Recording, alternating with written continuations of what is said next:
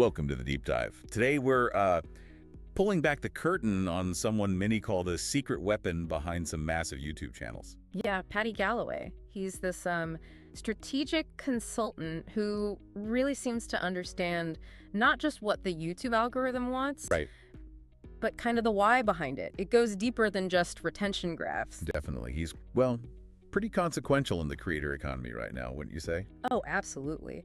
Known for taking all this complex data, synthesis and turning it into really specific creative advice. Marching orders, almost. The kind that can take a channel that's already doing well and just explode it. Exactly.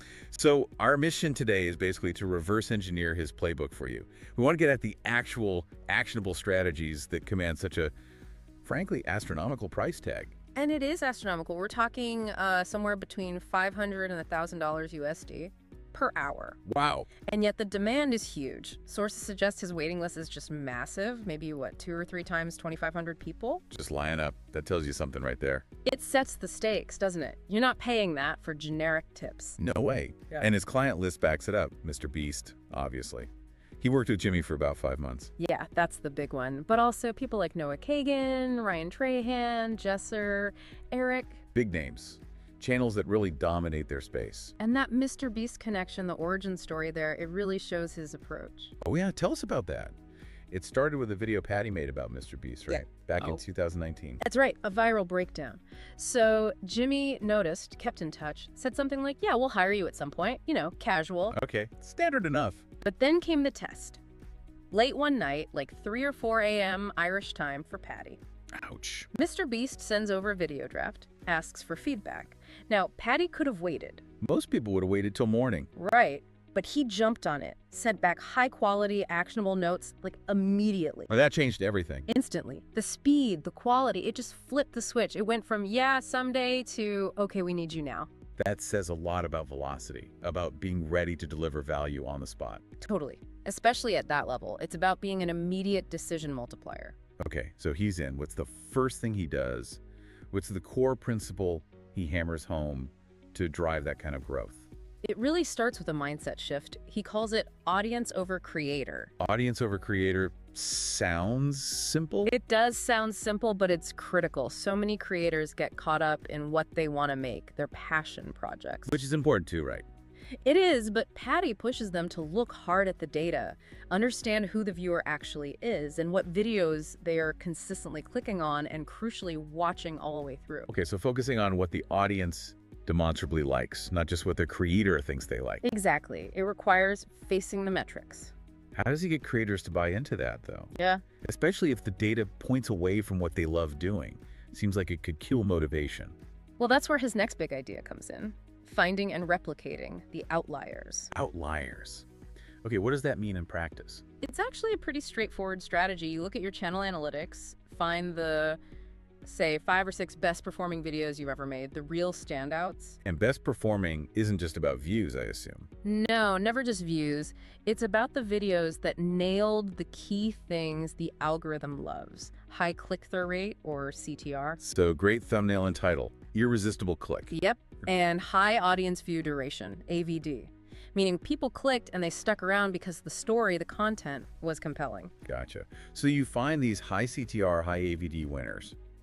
Then what? Then the question becomes, can we do this again? Can this outlier become a series? Can we repeat it with a slightly different angle, a new twist? Like milking the formula that you know works. Precisely. The example often used is Jesser, the basketball creator. Right, I remember this one. He had this huge hit, 3 NBA games in 24 hours. Massive outlier. Okay. So Paddy's advice would be, don't just treat that as a one-off. That format works, so they did it again. And again, I think 4 times now. Wow. Just slight variations. Yeah, like shifting it to playoff games or maybe trying 7 games in 4 days. The core idea was proven by the data. You just refine the execution. That makes a lot of sense. Find your hits, repeat your hits. But he doesn't just look inward, right? He talks about looking outward too. Exactly. That's competitor adaptation and blue ocean thinking. Okay, break that down. Competitor adaptation sounds like borrowing ideas. Sort of. It's looking at what's working for others, maybe direct competitors, maybe channels completely outside your niche, and thinking, how can I adapt that format, that angle for my audience with my voice? Okay, so Inspiration, not just copying. What about the blue ocean part? Sounds like business jargon. It is. Comes from business strategy. Red oceans are crowded, bloody markets where everyone's fighting. Blue oceans are untapped markets, uncontested space. So on YouTube, that means. Finding a new combination. Fusing formats or ideas that haven't been put together before. Creating something genuinely fresh.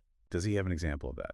He actually uses his own channel as the prime example. He didn't just want to make standard YouTube advice videos. Right, because that space was already pretty crowded. Exactly. Red ocean. Hmm. And there were also, these high production video essays, science explainers, engineering deep dives. Okay, separate genres. So he thought, what if you combine them? What if you take data-driven YouTube advice but deliver it with the research depth and production value of a top-tier video essay? So mixing those two created a new space, a blue ocean. That's the idea. That fusion is the kind of innovation he pushes clients towards. Don't just replicate, innovate by combining. Fascinating. Okay, let's shift gears to something he seems almost pathologically obsessed with, the intro. Oh, yeah. The hook. First few seconds. The amount of effort is pretty staggering. He admits he's a perfectionist. He'll spend, 50 or 60 hours? On a single 10-minute video, yeah. And a huge chunk of that is the intro. Didn't he say he recently wrote and recorded 12 different versions of one intro? 12, yeah. Recorded them all, listened back to back, just trying to find the absolute perfect hook. That's intense. 12 drafts for maybe 30 seconds of video? Yeah. Why such extreme focus there? His reasoning is interesting. He says point blank, I'm not a personality. So the words, the structure, the story itself has to do all the heavy lifting from second one. Okay, so the craft needs to be perfect because he's not relying on charisma alone. Right. And crucially, those first words have to break through what he calls the viewer's inherent arrogance. Arrogance. What does he mean by that? He means that feeling we all have when we click on a video thinking, yeah, I know this topic. I probably know how this story ends. That skepticism. The I've seen this before feeling. Exactly. So the hook's job is to immediately shatter that assumption, to make the viewer go, oh, wait, maybe I don't know this. So a generic hook like, I don't know, MrBeast is a genius. That doesn't work. No, because it just confirms what people might already think or have heard. It doesn't create intrigue. So how do you make it specific enough to cut through that? You use language that creates an immediate question or presents a very specific, unexpected angle. Instead of MrBeast is a genius, Paddy's hook in his first big video on him was something like, I remember this one. If I told you this guy was a YouTube genius, you'd probably laugh in my face. Exactly. It acknowledged the potential skepticism back then. Or instead of the generic statement, you ask a sharp question like, what did he discover in May of 2013? The specificity makes you stop. Wait, what did happen then? Precisely. It creates a knowledge gap the viewer instantly wants filled. That's designed to hook them immediately, maximize that initial watch time, boost the CTR signal. And that leads into his other point about language. Using very specific numbers and pretty aggressive wording. Yeah, this comes through clearly in some of the ghostwriting work you mentioned, like for Noah Kagan. Right, the business content. Noah apparently had a more, generic hook about business success. Paddy sharpened it into that super punchy line. I started a $200 million business in 1 week. Whoa, that's specific. Yeah. And provocative. The specificity makes it feel real, almost like a documented claim. It grabs you. He advises using odd numbers too, right? Not round numbers. Yeah, that's another psychological trick. Instead of saying how to make $300 a day, using something like how to make $295 a day feels more calculated, more based on actual results. It implies precision, like there's a real method behind it, not just a guess. Exactly. It subtly builds trust and makes people lean in. Same with things like jobs that can make you $125,000 a year instead of just $100,000.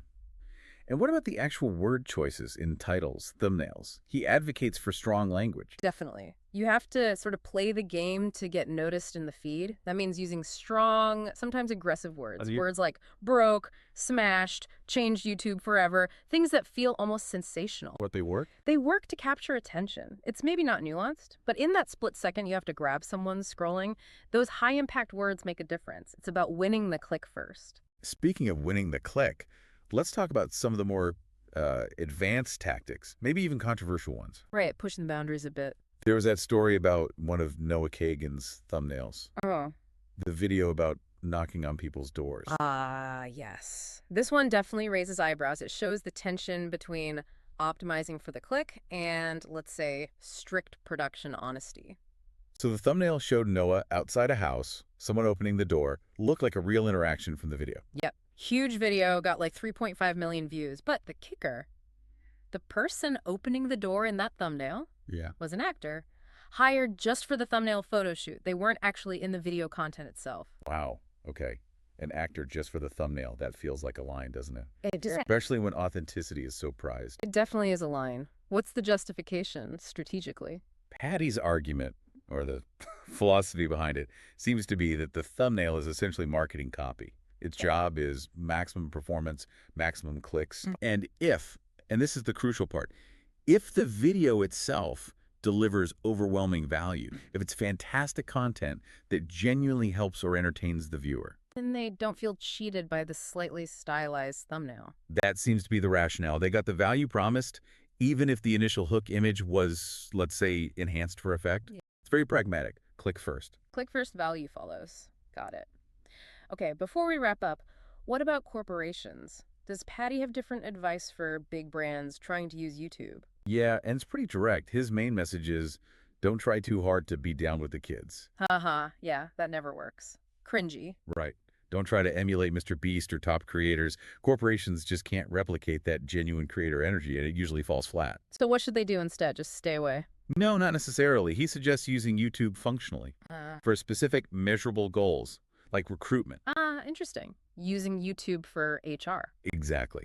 Imagine a well-made day in the life of a software engineer at Company X video. If it's done authentically, not overly corporate. Not glossy and fake. Right. He thinks that could easily get, say, 100,000 views from exactly the kind of people the company wants to hire. Highly targeted eyeballs. So a pragmatic tool to solve a real business problem, not just chasing viral trends. That seems to be the gist. Okay, so let's bring this all together. We've gone through his focus on audience, outliers, blue oceans, intros, language. What's the main takeaway here? I think the core philosophy is this interesting balance. It's deep storytelling combined with absolutely ruthless optimization. But importantly, it's not just about chasing tiny algorithm games. He even notes sometimes you have to accept small dips in retention if it serves the bigger story, the long-term connection. Right, so it's not pure data worship. Story still matters. Definitely. But the main lesson for anyone listening, I think, is that huge success on YouTube seems less about some secret, complex algorithm hack and more about an obsessive focus on understanding viewer psychology, using aggressive and super specific language to cut through the noise, and just relentlessly adapting the things that you've already proven work for your audience, your outliers. Find the hits, understand why they hit, and then drill down, repeat and refine. That's pretty much it. And maybe one last thought, connecting this to where Paddy sees things going. He has this quote, "Creators are going to eat the world." Think about it. We've seen Prime, Logan Paul, and KSI's drink. Yeah, it's huge. Potentially becoming bigger than Gatorade within, 10 years maybe? A creator-led brand disrupting a massive incumbent. That's a powerful example. So the provocative thought to leave you with is, what's next? What huge established industry, what massive corporate brand is going to get disrupted, maybe even consumed by the next wave of creators?